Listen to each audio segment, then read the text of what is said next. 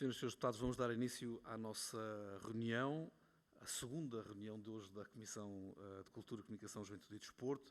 A ordem do dia é a audição dos candidatos ao Conselho Regional, ao Conselho Regulador da Entidade Reguladora para a Comunicação Social. A nossa primeira convidada, digamos assim, está por videoconferência porque era impossível alterar compromissos onde não sequer podia ser substituída, que já tinha assumido. Cumprimento a doutora Maria Helena Costa de Carvalho e Sousa. Nós vamos trabalhar com a seguinte grelha. Cada candidato a membro da ERC terá 5 minutos para fazer um depoimento sobre as suas qualidades para desempenho dessas funções públicas. Depois, cada grupo parlamentar terá 5 minutos para colocar questões e, novamente, o candidato a membro da ERC terá 5 minutos no final para responder aos diversos grupos parlamentares. Se todos estivermos de acordo, dava a palavra à doutora Maria Helena Costa de Carvalho e Sousa para a sua primeira declaração. Tem a palavra, Sra. Doutora. Muito obrigada. Muito boa tarde, senhores deputados, senhoras deputadas. Eu queria fazer uma saudação inicial ao Sr. Presidente da Comissão de Cultura, Comunicação, Juventude e Desporto, Luís Graça, e a todos os membros desta comissão. Eu lamento, de facto, não estar em Lisboa, seria muito mais agradável, mas presidia um júri de doutoramento esta manhã e não conseguia chegar aí em tão pouco tempo. Como esta audição parlamentar é, de facto, muito curta, eu procurarei em 5 minutos, nestes 5 minutos iniciais, apresentar as razões pelas quais me disponibilizei para integrar o Conselho Regulador da ERC, se esse for o entendimento, como é evidente, dos senhores deputados e das senhoras deputadas. Porquê é que eu estou disponível? Porquê é que disse que sim? Porquê é que disse que poderiam apresentar o meu nome à apreciação da Assembleia da República? Porque fiz um percurso profissional e um percurso científico que me permite, de algum modo, pensar que estou preparada para refletir sobre estas matérias e julgo que estou preparada para procurar respostas, sempre em diálogo e sempre em relação, tanto no quadro interior, no quadro interno da ERC, como no plano externo, seja ele nacional ou internacional. Muito bem, o meu percurso em poucas palavras. Eu sou professora catedrática da Universidade de Minho, em Ciências da Comunicação, desde 2011, há 12 anos, portanto, mas há naturalmente um percurso anterior a este momento, ao início destas funções. Eu comecei a minha carreira profissional como jornalista no Jornal de Notícias, no Porto, em 1988, trabalhei na secção de Economia e Política, na secção do Nacional e do Internacional.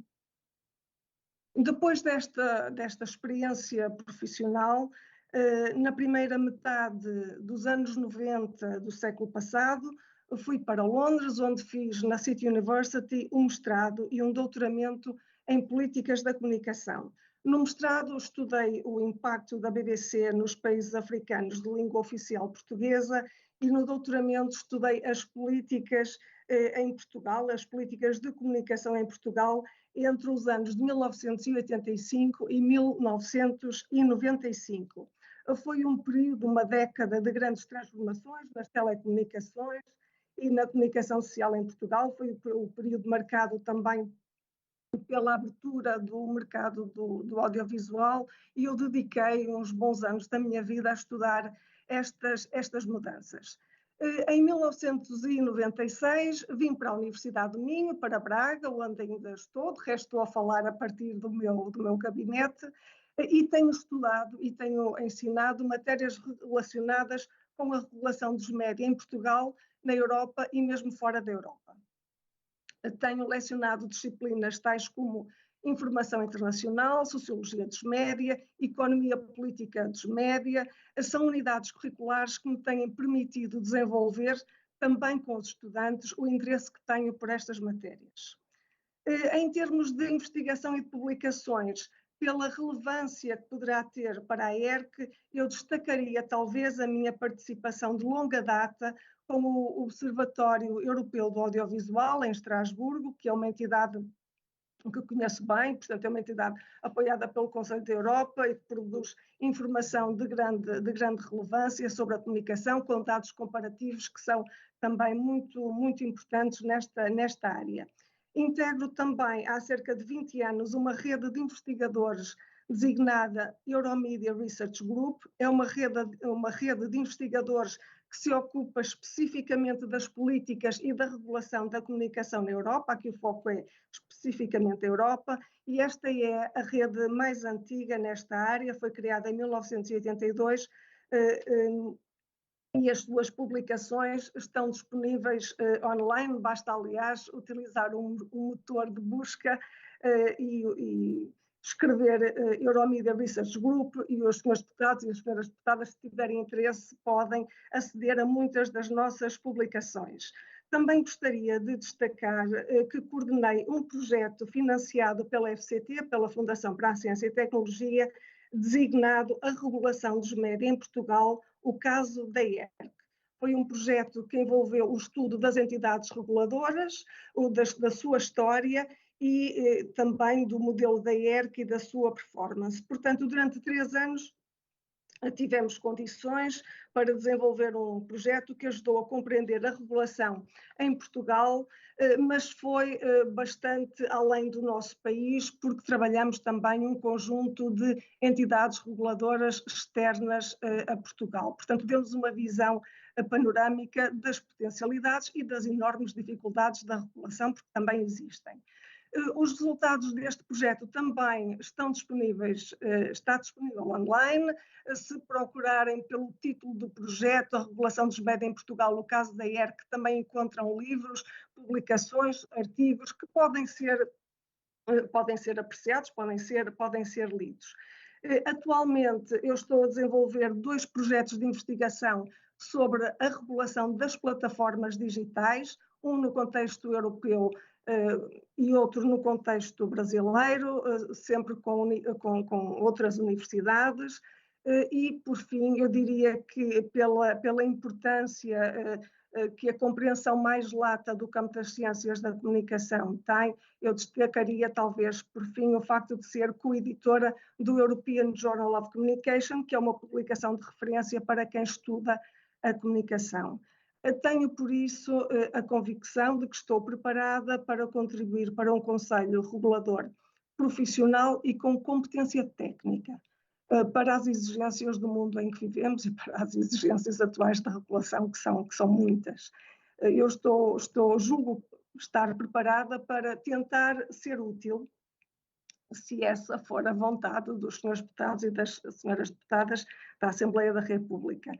Sr. Presidente, eu gostaria muito, digamos, de conversar sobre os desafios que enfrenta a regulação hoje, mas espero ter ainda a oportunidade nos 5 minutos finais para falar um pouco sobre isso a partir das questões que os senhores deputados e que as senhoras deputadas irão certamente colocar. Portanto, muito obrigada, Sr. Presidente, e muito obrigada aos senhores deputados e às senhoras deputadas por me terem escutado. Nós é que agradecemos, a senhora professora Maria Helena Costa de Carvalho e Sousa. Vamos abrir agora o debate aos grupos parlamentares.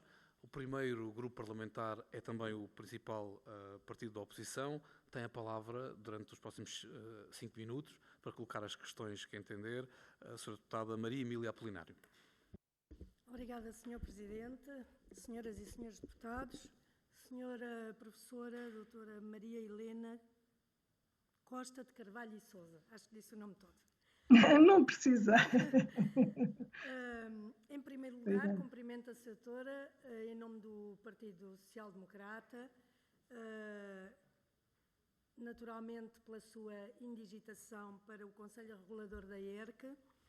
Agradeço também a exposição inicial que nos proporcionou, obviamente breve, e a exposição de motivos que envolveu aqui a sua intervenção relativamente ao compromisso que tem com o exercício deste cargo durante o próximo mandato de 5 anos.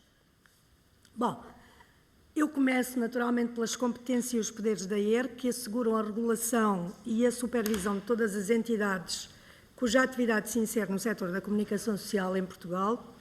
É fundamental, por conseguinte, que tal regulação cumpra eficazmente os seus objetivos, ou seja, a promoção do pluralismo cultural, a diversidade de expressão das várias correntes de pensamento, a livre difusão e o livre acesso aos conteúdos, a proteção dos públicos mais sensíveis, a garantia de uma informação assente em critérios de exigência e rigor jornalístico e a proteção dos consumidores enquanto destinatários dos serviços e conteúdos. Estes objetivos da ERC são absolutamente defendidos pelo Partido Social Democrata, como é natural.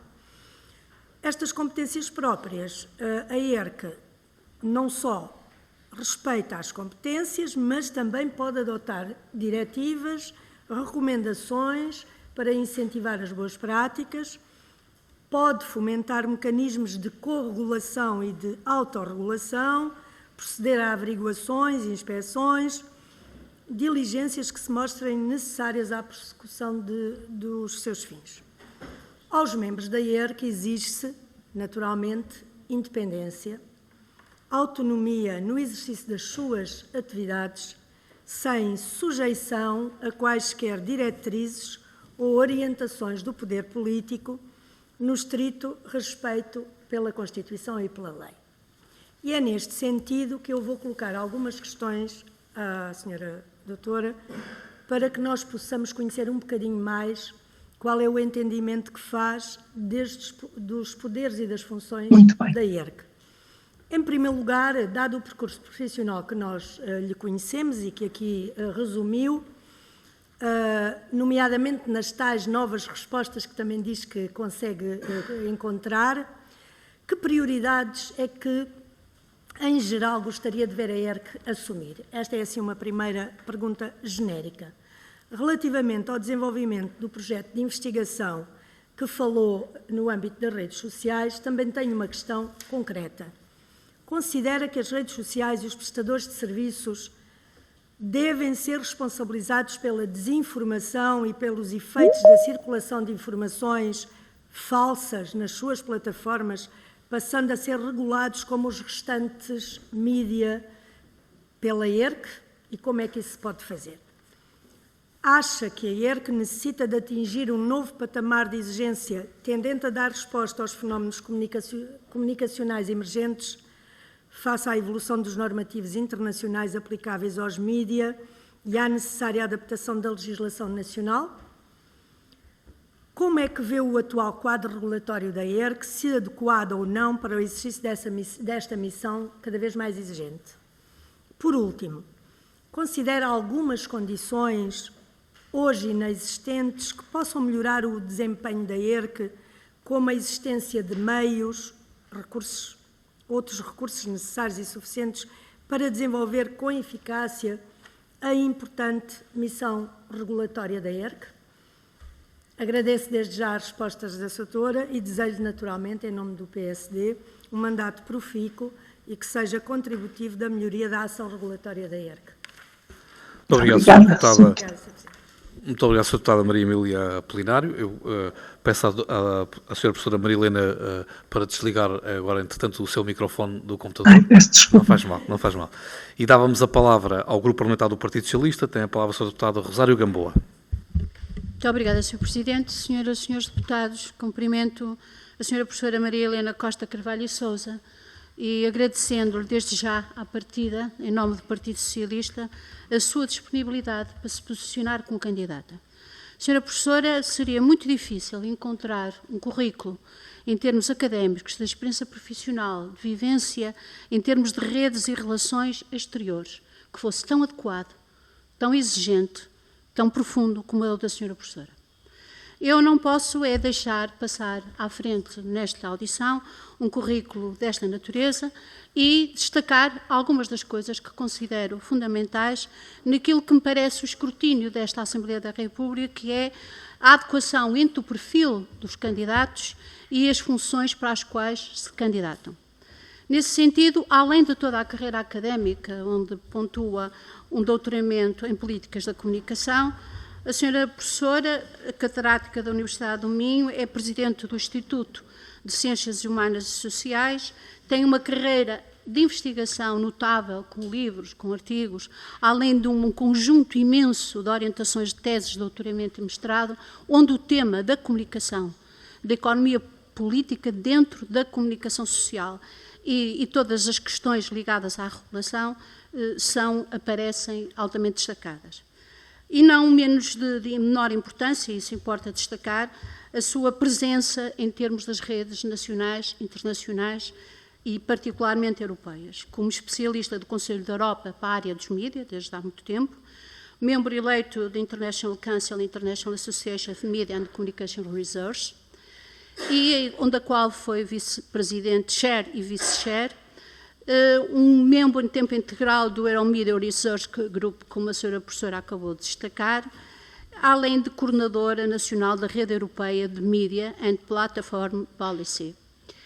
A senhora professora também tem tido sempre uma presença de notável exercício cívico junto da sociedade civil portuguesa. Foi membro fundador da Associação Portuguesa das Ciências da Comunicação. As ligações não são só e aprendizagem a nível internacional, são também uma doação àquilo que é o seu país. Tem colaborado e muito, não só com a A3AS, como com a FCT e o projeto que acabou de salientar há pouco, a regulação dos mídias em Portugal, o caso da ERC, é absolutamente adequado ainda e deve ser digno de nota no seu perfil. É co-editora do European Journal of Communication e full member da European Research Group. E especialista do Observatório Europeu do Audiovisual da longa data. Vou passar à frente, senhora professora, porque o recorrido é muito extenso e dizer-lhe que, de facto, há aqui alguns temas que têm sido alvo da sua atividade profissional e investigativa, que é a regulação dos mídias, nos diferentes contextos europeu, nacional e fora da Europa, com particular referência para os países de expressão portuguesa, as políticas de comunicação, a economia política da comunicação, o jornalismo e o serviço ao serviço dos mídias. Dentro deste contexto e tentando cruzar o seu perfil com as funções da ERC, as atribuições da ERC e do Conselho Regulador em particular, importa destacar, como aqui já foi feito, que os princípios maiores, que são princípios constitucionais, que definem a atividade reguladora da ERC, são aqueles que asseguram o livre exercício do direito à informação, à liberdade da imprensa, a salvaguarda do pluralismo na comunicação social, a proteção dos destinatários, dos serviços e dos conteúdos, enquanto pessoas, cidadãos e consumidores. Eu pergunto-lhe, senhora professora, e queria que considerasse que esta pergunta, não no sentido tradicional do termo, mas considerasse como uma pista que deixo para que, com toda a vontade, acolha e receba como entender, é como analisa estas funções atribuídas à ERC à luz das alterações tecnológicas e ao nível da produção e consumo dos mídias. Estas alterações realizam-se num contexto, obviamente, transnacional, como já aqui foi referido, e, em particular, num contexto de forte enfoque regulatório a nível europeu. Eu perguntava-lhe também, e a pergunta, como eu digo, tem mais um sentido retórico do que propriamente em si literal, quais são os principais desafios que se coloca, no seu entendimento, num contexto global de regulação dos meios de comunicação digitais em particular, e em que áreas e dimensões poria as suas prioridades dentro deste contexto. Senhora professora, desejo-lhe as maiores felicidades no exercício do cargo que seguramente irá desempenhar e, mais uma vez, lhe agradeço a sua disponibilidade. Muito obrigada, Sr. Presidente. Muito obrigado, Sra. Deputada Rosário Gamboa. Dávamos a palavra agora ao Grupo Parlamentar do Partido Chega. Tem a palavra também, durante os próximos 5 minutos, o Sr. Deputado Jorge Galveias.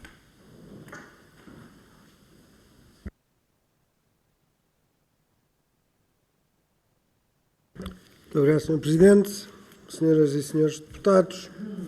Cumprimento igualmente a doutora Maria Helena de Carvalho e Sousa, candidata ao Conselho Regulador da ERC.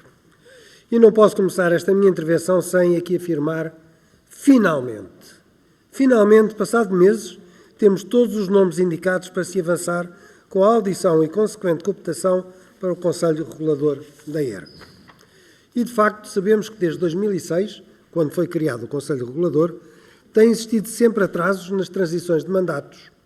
As razões são diferentes para o atual atraso, que confesso que não consigo compreender toda esta dificuldade por parte do PSD para indicar os nomes, e mais, muito menos consigo entender, e com todo o respeito, que o PSD indique um nome próximo do Partido Socialista, mas já lá iremos. Mas a verdade é que todo este processo já está tão atrasado que vou ser muito objetivo nesta audição. Assim, e desde já gostaria, em primeiro lugar, de questionar a doutora Maria Helena Carvalho e Sousa se o facto de ter terminado tão recentemente o seu mandato no Conselho Geral Independente da RTP não levanta questões de conflito de interesses. Na sua opinião, não lhe assiste qualquer tipo de problema, isto é, em termos éticos, morais. Pensa que é legítimo ter abandonado o órgão da RTP, na RTP, para o qual foi indicado pelo PS e agora pelo PSD, mas para o Conselho Regulador da ERC? Não estará mesmo o seu nome e candidatura legalmente impedida de aceder a este cargo? E se for efetivamente eleita, não poderá levar a que exista um processo administrativo que possa voltar a paralisar a ERC? Seguindo esta lógica, e isto é algo que vou questionar a todos os candidatos, em primeiro lugar estamos perante 4 nomes indicados pelo PS e PSD, que já são, entre aspas, prata da casa da ERC. Isto é, um Conselho Regulador, o órgão de topo de um regulador, vai ser liderado por funcionários da ERC. O que pode comentar? Em segundo lugar, observando os nomes que têm passado e passam pelo Conselho Geral Independente da RTP e agora do Conselho Regulador da ERC, não julga que cada vez mais se politizam órgãos que deveriam ser justamente independentes e fiscalizadores? Que confiança podem ter os cidadãos se órgãos que deveriam zelar pela liberdade de imprensa, que deveriam proteger o dito quarto poder de influências, são em Portugal completamente controlados pelas portas giratórias dos partidos do sistema? Que comentário nos pode fazer? E mesmo para finalizar, uma vez que é candidato ao Conselho Regulador da entidade reguladora da comunicação, na sua opinião, o Chega é tratado ou não de forma igual a todos os outros partidos ou é discriminado, caluniado, difamado e vítima das famigeradas fake news? Por último, agradeço as suas respostas, desejando-lhe um ótimo mandato. Muito obrigado. Muito obrigado, Sr. Deputado. Dávamos a palavra agora ao Grupo Parlamentar do Bloco de Esquerda, também para os próximos 5 minutos colocar as questões que entender, à Sra. Deputada Joana Mortágua. Muito obrigada, Sr. Presidente. Queria cumprimentar a Sra. Professora Maria Helena Sousa. Serei muito breve. Infelizmente não vou poder manter-me aqui para as restantes audições, porque o plenário começa às 15 horas e há uma interpelação do Bloco de Esquerda. Queria, portanto, também simplificar as minhas questões, resumindo-as a uma questão geral e que tem a ver com o funcionamento interno da entidade reguladora da comunicação social.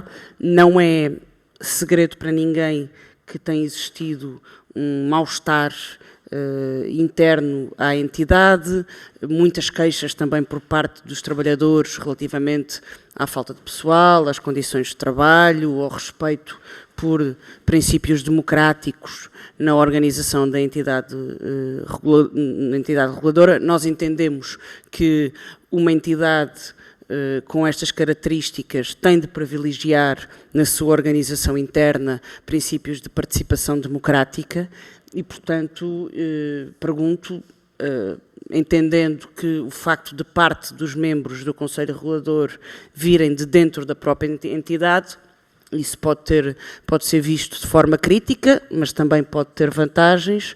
Pergunto se perspectiva no futuro uma melhoria dessa capacidade de diálogo com os trabalhadores e dessa capacidade de participação e de democracia interna e uma melhor relação interna entre o Conselho Regulador e os trabalhadores da entidade. Em segundo lugar, uma questão que já foi aqui colocada e que tem a ver com o combate às notícias falsas. E, portanto, como é que perspectiva o papel da ERC neste combate às notícias falsas? Havia outras questões que eu colocaria, mas deixá-las aí para outro momento. Apenas queria dizer, antes de terminar, que de facto é de lamentar o tempo que este processo tem vindo a demorar e que esperamos que ele, a partir de agora, seja fulminante até à decisão final e à nomeação e tomada de posse do novo Conselho Regulador da ERC. Obrigada. Muito obrigado, Sra. Deputada Joana Mortágua. Eu aproveito só, antes de passar a palavra à Sra. Professora, para dizer que compreendo o protesto que foi aqui apresentado. Eu sei que é muito difícil para os grupos parlamentares todos, em particular aqueles que têm menos deputados, estas reuniões em simultâneo praticamente com o plenário, ou que sobrepõem ao plenário. Quero apenas dizer e pedir a vossa compreensão a todos, porque a interpretação que fizemos com os serviços e com o Sr. Presidente da Assembleia da República foi que este tema não deveria esperar mais, que deveríamos fazer estas audições e temos já a autorização, óbvio, do PAR, do Presidente da Assembleia da República, para fazer este conjunto de audições em simultâneo com o decorrer do plenário. Já agora, enfim, não sei se já é público ou não, mas posso partilhar convosco a informação oficiosa de que o ato eleitoral decorrerá no dia 30 deste mês e não na sexta-feira como estava previsto, e desta forma cumprimos também aquilo que a própria lei define, que é ouvir os candidatos da ERC com 5 dias úteis de antecedência sobre o ato eleitoral e, portanto, foi... Não me perguntem como é que eu soube, mas parece que a Conferência de Líderes determinou que o ato eleitoral será dia 30. Não perdendo mais tempo, e peço desculpa por estas informações, a Sra. Professora Maria Helena Costa Carvalho e Sousa dava-lhe agora a palavra, devolve-lhe a palavra, apelando à sua capacidade de síntese. Eu sei que é muito difícil em 5 minutos responder a todas as questões que foram levantadas pelos diversos grupos parlamentares, mas pedia-lhe, uma vez também estamos a falar de comunicação social, essa capacidade de síntese. Muito obrigado. Muito obrigada, Sr. Presidente. Muito obrigada, Srs. Deputados e Sras. Deputadas. De facto, o conjunto de questões que são aqui levantadas exigiriam muito mais do que 5 minutos, mas eu vou procurar, enfim, na medida do possível, responder pelo menos algumas das questões. Relativamente às questões que foram colocadas pela senhora deputada representante do PST, eu diria que a ERC opera, tal como as outras entidades reguladoras, opera cada vez mais em relação com outras entidades reguladoras no quadro europeu e depende também cada vez mais de um conjunto de peças jurídicas, regulamentos, orientações, diretivas, que de algum modo terá que transpor e que terá de algum modo de garantir que serão implementadas em Portugal. Eu devo dizer a este propósito que nos últimos anos, talvez na última década, mas de um modo até mais intenso, nos últimos 3 ou 4 anos, a União Europeia tem de facto feito um trabalho muito importante no sentido de procurar desenvolver instrumentos jurídicos que possam promover a democracia, a diversidade, o rigor na informação e, enfim, alguns destes instrumentos estão ainda, de algum modo, a ser testados, ensaiados por parte das entidades reguladoras nos vários países. Talvez no quadro, digamos assim, desta cascata jurídica, talvez os 2 instrumentos mais significativos sejam o regulamento dos serviços digitais e o regulamento dos mercados digitais. Percebo bem as preocupações dos senhores deputados e das senhoras deputadas, porque estes 2 regulamentos são extraordinariamente exigentes do ponto de vista, digamos, da sua implementação, levantam muitas dúvidas ainda, porque há aspectos, penso eu, que não estão resolvidos quanto à própria natureza da implementação destas leis.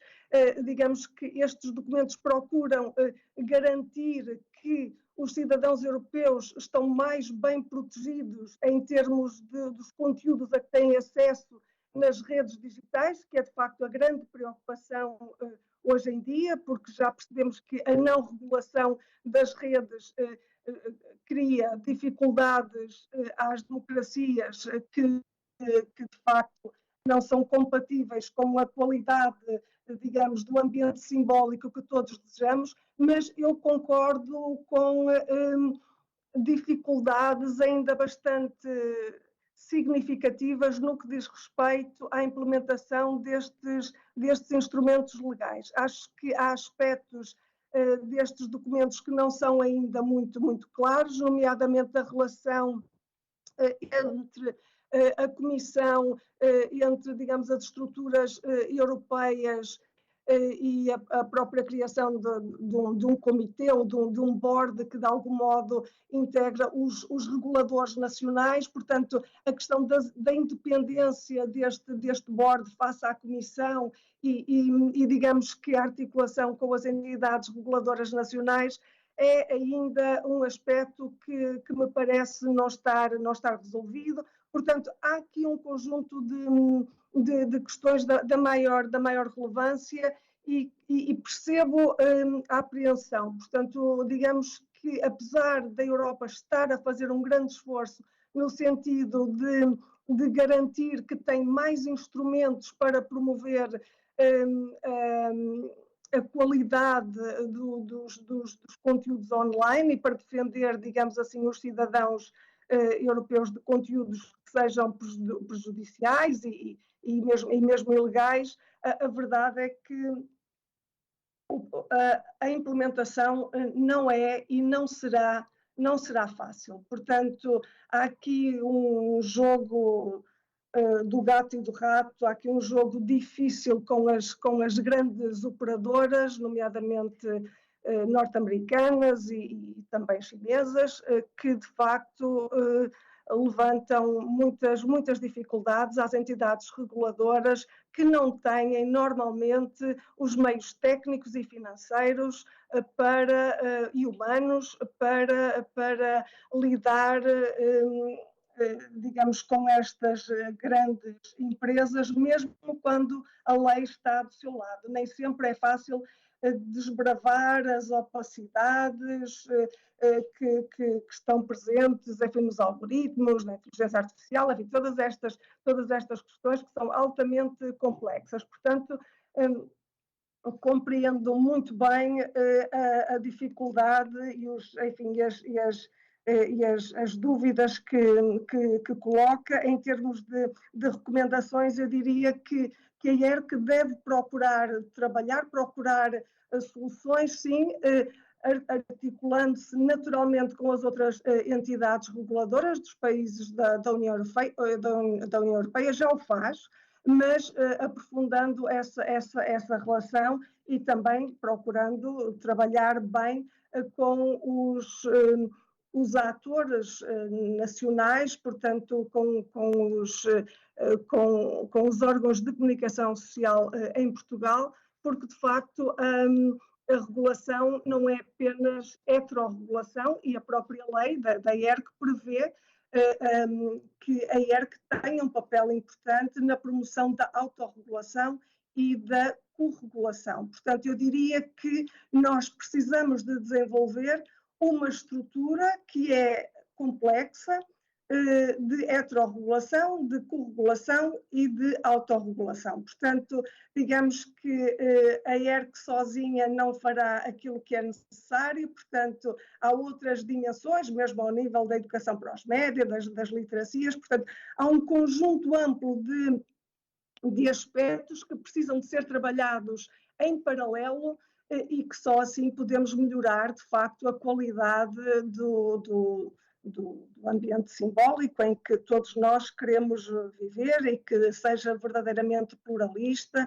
e que garanta uma informação de qualidade, rigorosa, imparcial, para criar o chão comum que nos permite viver em sociedade, não é? Viver bem, viver em paz e de modo sustentável.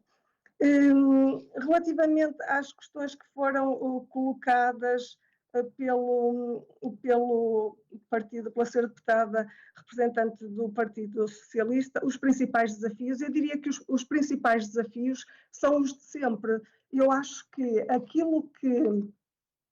aquilo que a própria Constituição e aquilo que a lei e os estatutos da ERC nos dizem são absolutamente atuais. Nós queremos direito à informação, nós queremos liberdade de expressão. Essas são as grandes, digamos, os grandes objetivos, a não concentração, a independência perante o poder político e económico. Tudo isto está previsto na Constituição, está previsto enfim, nos estatutos da ERC, enfim, tudo isto está previsto. A grande questão é como é que vamos fazer isto? Como é que hoje, com os mecanismos, com as tecnologias, com os níveis de concentração, com as assimetrias de poder que temos nos mercados de comunicação, e não falo aqui especificamente no quadro nacional, mas no quadro internacional, não é? Com empresas extraordinariamente poderosas a ter influência no funcionamento, digamos, até dos sistemas democráticos dos países que procuram levar a democracia a sério. Portanto, o grande problema, as grandes questões é como garantir que estes valores, estes grandes princípios que se mantêm atuais, é absolutamente atual, a diversidade, é isso que dizem as leis há muito tempo e é isso que nós queremos, é uma sociedade verdadeiramente plural, uma sociedade que procure garantir que todos têm voz e que essa voz, de facto, é escutada, que é ouvida. Portanto, senhora deputada, eu não diria que nós temos novos desafios quanto aos valores, quanto aos princípios, são os princípios constitucionais, são os valores que as leis aprovadas na Assembleia da República defendem e que me parecem muito bem, muitíssimo adequados. A grande questão é como é que os defendemos hoje, no quadro tecnológico e no quadro social em que operamos. Isso não é fácil e quando eu digo que procurarei no quadro da ERC soluções, eu não digo de modo nenhum, nem tenho a ambição de pensar que isso é fácil. Aliás, é algo que está a ser debatido e discutido em muitos espaços, em muitos fora, e de facto isso não é uma matéria fácil de todo. Relativamente ao Sr. Deputado do Chega, Jorge Galveias, Sr. Deputado, não há nenhum conflito de interesse, eu julgo que há aí alguma confusão, algum equívoco. O PS não me indicou para o CGI, aliás, o PS não indicou ninguém para o CGI, o CGI, o Conselho Geral Independente da RTP, tem 2 membros indicados pelo Governo, que não sou eu não faço parte, tem 2 membros indicados pelo Conselho de Opinião e 2 são cooptados. Eu fui cooptada, portanto, eu fui escolhida pelos meus pares, portanto, pelos restantes membros, e depreendo que terei sido escolhida para exercer aquelas funções pela minha competência técnica. Quanto ao CGI, também posso acrescentar que é um órgão de supervisão, um órgão de fiscalização e não é um órgão, estava aqui a ver se encontrava, não é um órgão de gestão. Aliás, se o Sr. Deputado tiver a oportunidade de analisar os estatutos da RTP e o seu regulamento interno, encontrará que o CGI não tem poderes de gestão sobre as atividades da sociedade. Portanto, não é um órgão executivo. Passando agora para o Bloco de esquerda, para a senhora deputada Joana Mortágua. Senhora deputada, a questão da relação com os trabalhadores, devo dizer-lhe que é um assunto para o qual eu tenho a mais profunda preocupação e mais profunda sensibilidade. Em nenhuma instituição, e eu tenho tido a oportunidade de exercer cargos de gestão, em nenhum sítio se trabalha bem sem o apoio, sem o empenho dos trabalhadores. Portanto, este quadro, este novo Conselho Regulador, naturalmente fará o seu trabalho. Trata-se de um novo ciclo, mas eu não imagino um novo ciclo no qual eu participe sem ouvir os trabalhadores, sem construir com eles. Portanto, não me parece que isso seja viável, não me parece que isso seja possível. Sempre que eu trabalhei, enfim, sempre tive a oportunidade de exercer funções, enfim, que de algum modo põem a coordenação de trabalhadores, a questão do diálogo é absolutamente central. Portanto, estamos absolutamente de acordo nesta matéria. Sr. Presidente, eu não sei se tenho, se devo dizer mais alguma coisa. 9 minutos a mais. Tem 9 minutos a mais, mas eu entendo a relevância do que estamos aqui a discutir e, portanto, não quis chamar a atenção. Muito obrigada. Eu peço desculpa ao Sr. Presidente e aos Srs. Deputados, às Sras. Deputadas, se me alonguei um pouco. Muito obrigada. Nós é que agradecemos, desde logo, a sua disponibilidade e também quero aqui juntar a todos os deputados que o fizeram antes, de desejar-lhe, caso a eleição corra como espero, no dia 30, todo o sucesso na missão que vai abraçar. Muito obrigado, Sra. Professora. Fico muito sensibilizada. Muito obrigada, Sr. Presidente. Muito obrigada aos Srs. Deputados. Muito obrigada. Srs. Deputados, vamos fazer 1 minuto e meio de pausa e voltamos já a seguir com a segunda audição.